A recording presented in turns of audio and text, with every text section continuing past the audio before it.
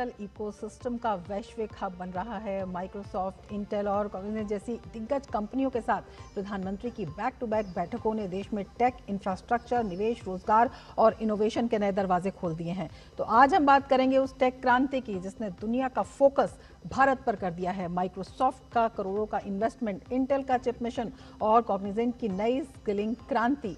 एक ही हफ्ते में दुनिया की 3 सबसे बड़ी टेक कंपनियों ने भारत पर अपना भरोसा दर्ज कराया है।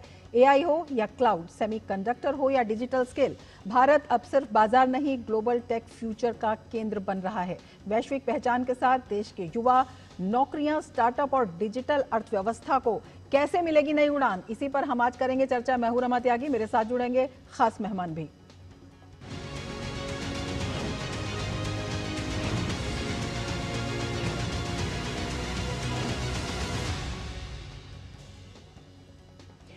पीएम मोदी ने 9 दिसंबर को माइक्रोसॉफ्ट के सत्य नडेला से मुलाकात की। चर्चा के बाद प्रधानमंत्री ने भारत की एआई नेतृत्व क्षमता पर बड़ा ही भरोसा जताया और कंपनी के सीईओ ने प्रधानमंत्री नरेंद्र मोदी से मुलाकात के बाद भारी भरकम निवेश का ऐलान भी कर दिया। वहीं इंटेल के सीईओ ने भी भारत के सेमीकंडक्टर मिशन को मजबूत करने की घोषणा की। सबसे पहले आइए दिखाते हैं आपको ये खास रिपोर्ट। भारत को आर्टिफिशियल इंटेलिजेंस का हब बनाने की दिशा में अग्रसर सरकार के प्रयासों को और ताकत मिलने जा रही है। दुनिया की दिग्गज टेक कंपनियां भारत में बड़ा निवेश करने जा रही हैं। दिल्ली में माइक्रोसॉफ्ट और इंटेल जैसी बड़ी कंपनियों ने भारत में निवेश का ऐलान किया है। अमेरिकी कंपनी माइक्रोसॉफ्ट भारत में 1.57 लाख करोड़ रुपए का निवेश करेगी। कंपनी एआई के साथ ही डेटा सेंटर और क्लाउड कंप्यूटिंग के क्षेत्र में इंफ्रास्ट्रक्चर तैयार करेगी।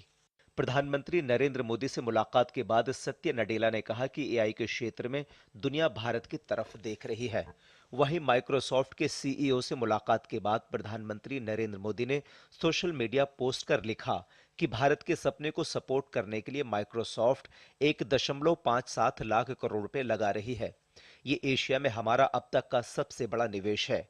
इससे भारत में एआई के लिए मजबूत इंफ्रास्ट्रक्चर बनेगा, लाखों लोगों को नई स्किल्स सिखाई जाएंगी और अपना डेटा अपने पास सुरक्षित रखने की ताकत भी मिलेगी। बस यही चाहिए था भारत के एआई वाले भविष्य के लिए।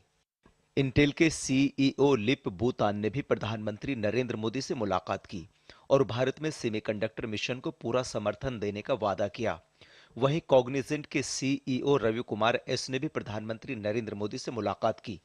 कॉग्निजेंट भारत में 2.5 लाख से ज्यादा कर्मचारियों के साथ काम कर रही है। प्रधानमंत्री से मुलाकात में कॉग्निजेंट ने भारत के छोटे शहरों में विस्तार की बात की। साथ ही कंपनी भारत में $1 अरब से ज्यादा का निवेश भी कर रही है। Bureau report, DD news. तो तमाम टेक